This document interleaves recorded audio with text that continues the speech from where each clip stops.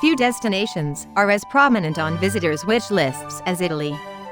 Whatever your travel preferences, you'll find something to your liking in this nation that is both exotic and familiar. History, art, gastronomy, music, architecture, culture, religious places, beautiful villages, and breathtaking landscape abound, all in an environment that only the most hardened cynic could resist. So before start, please subscribe to the channel and press the bell icon. Hit that like button. It is free for you, does not cost you anything, but it tremendously helps my channel. Number 12. Siena. Siena challenged Florence for arts and culture during its heyday in the 13th and 14th centuries, and it still possesses a plethora of artistic and architectural marvels. The beautiful Cathedral of Santa Maria Assunta stands out amid Siena's predominantly red brick structures because of its inlaid marble front and striped bell tower. Donatello, Giovanni Pisano, Bernini, and Lorenzo Ghiberti are among the great artists and sculptors represented. However, art treasures are not the only draw. The meandering ancient alleyways and spacious plazas beckon you to take a stroll. The Palio, a chaotic horse race held twice a year in the city's massive, sloping main square, is held twice a year.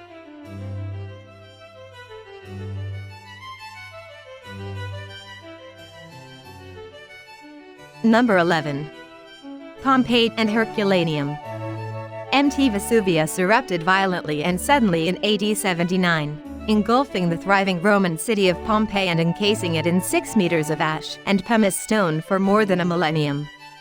Excavations that began in the 18th century uncovered more than half of the city's buildings and public spaces, bringing the city back to life.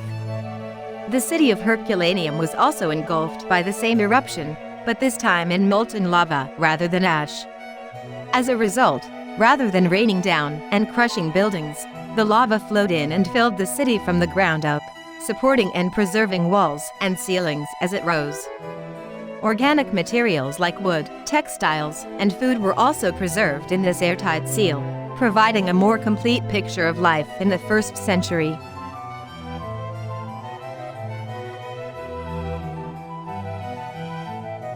Number 10. Verona. A steep bend in the Adige River embraces the small historic core of this ancient Roman fortress. The extraordinary well-preserved 1st century Roman arena, which hosts the world-renowned summer opera festival, dominates its center. Several Roman arches are interspersed amid the medieval and Renaissance structures, many of which bear witness to Verona's long history as a Venetian province. Along the riverbank, the large Castel Vecchio, a 14th century castle, guards the Ponte Scalagero, a brick-arched bridge. Verona's biggest claim to tourist fame, despite its rich treasury of architecture and art, is based entirely on fiction. It was the setting for Shakespeare's Romeo and Juliet, and locals have complied by building homes, a balcony, and even a tomb for the fictional characters over.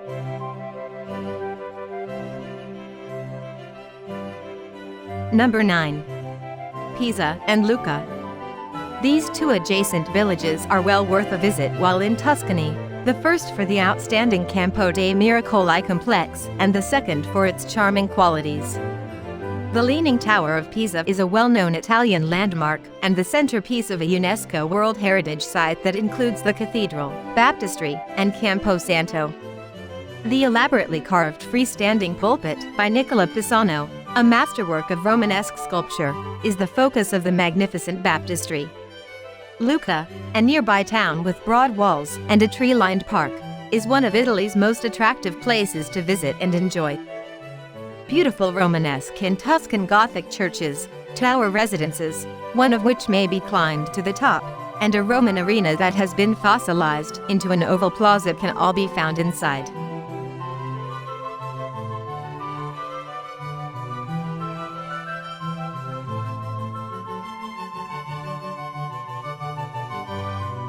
Number 8. The Cinque Terre. The 5 villages north of La Spezia that cling to the high, rocky Mediterranean coast were nearly impossible to reach by land until the railway joined them by digging under the headlands that divide them. The route along the cliffs that residents previously used to move from town to town is today one of Italy's great treks. The Vie della More, the shortest and broadest portion of it, runs between Manarola and Riomaggiore. Riomaggiore and Vernazza, with its small alleys leading down to little rock-bound bays, are the most charming, and the Cinque Terre remains one of Italy's most popular tourist destinations despite its recent popularity.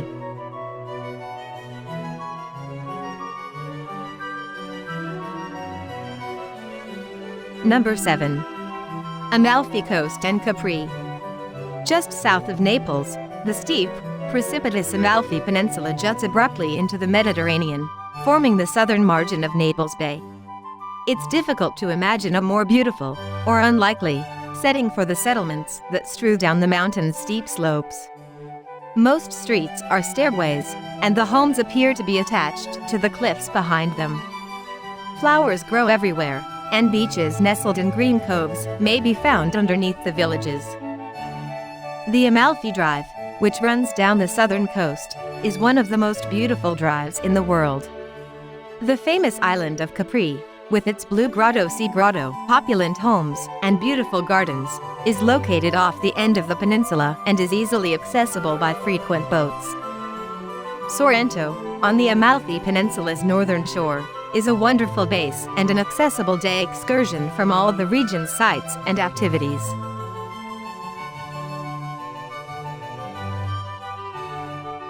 Number 6. Lake Como. Since ancient Romans fled Milan's summer heat to cool off in villas along its steep shores, Como has been a favorite summer retreat of the rich and famous in Italy's most beautiful lake. Later villas adorn its tightly clustered towns, particularly the lovely Bellagio, which is artfully set on a point where the lake's three narrow arms meet. The white peaks of the Alps just to the north can be seen between palm trees and camellias thanks to a microclimate that keeps Como's western shore temperate, even in winter. Don't miss Como, on the lake's southern shore, which is well worth a visit before boarding a steamer to explore the lake. Lake Maggiore, to the west of Lake Como, has its own charms, while Lake Garda, to the east, is a summer playground with water sports and other activities.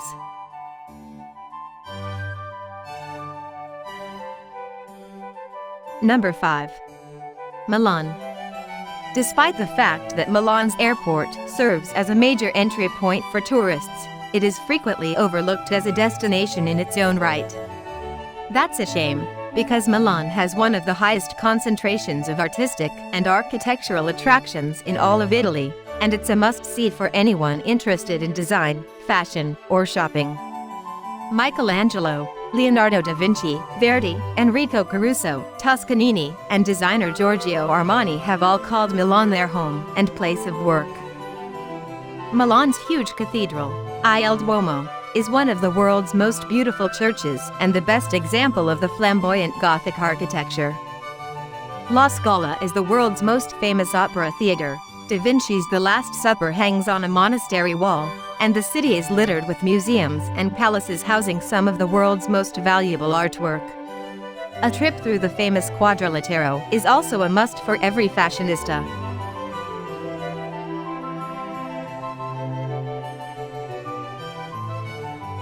Number 4. Tuscan hill towns. Tuscany's rolling terrain is topped by stone cities whose foundations date back to the Etruscan era. Each is perched atop a hill, and several retain the castles and turrets that originally guarded their strategic positions. It's tough to pick one above the other because they all have their own architecture, art, personality, and narrative to tell. San Gimignano, with its many towers and mostly intact walls, seems much as it did in the Middle Ages, when it was an important halt on the pilgrim's road to Rome. Volterra was an important Etruscan town before the Romans arrived, and remnants of both cultures may still be found there today. Arezzo's tourism attractions are the heritage of the city's great painters, architects, and poets.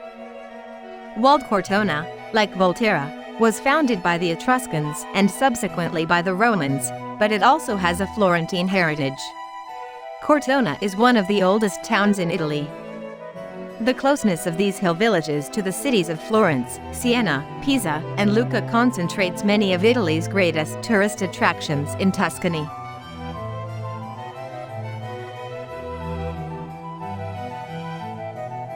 Number 3. Venice.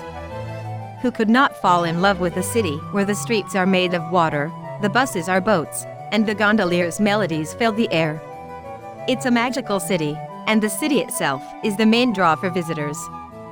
The large Piazza San Marco, often known as St. Mark's Square, is the city's heart and is flanked by some of the city's most popular tourist attractions. The towering Campanile, which overlooks both the Basilica and the Doge's Palace, lies alongside the magnificent Basilica of St. Mark. Gondolas converge at the Grand Canal's end of the plaza, and a doorway beneath the clock tower leads into a maze of small, winding passages where you'll almost certainly get lost on your journey to Rialto Bridge. But being lost in Venice, where a postcard view awaits around every turn, is one of the greatest joys.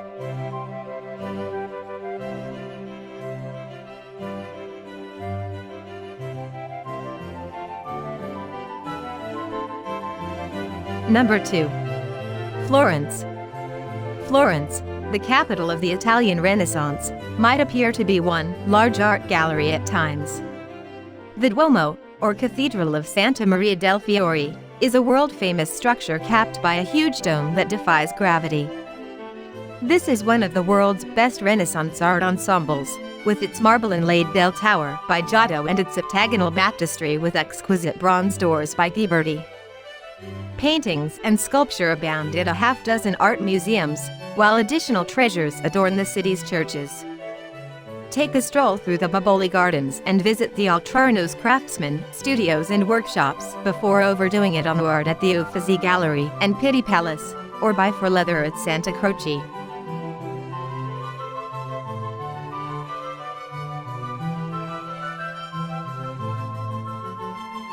Number 1. Rome. For most visitors going to Italy, Rome is at the top of their list of locations to visit because of its past as the capital of much of Europe and its current status as one of Europe's most lively cities. The Colosseum, the Forum, the Pantheon, the Appian Way, and the Palatine Hill, relics of its ancient glory, compete with the Vatican's vast riches as the top attractions. Take time to appreciate the city itself in between seeing key monuments like the Sistine Chapel and Michelangelo's Pietà. Relax in the Borghese Gardens, enjoy gelato on the Spanish Steps, wander through Trastevere's small alleyways, window shop on the Via Veneto, and toss a coin in the Trevi Fountain so you may come back again and again. To see everything, you'll need numerous trips.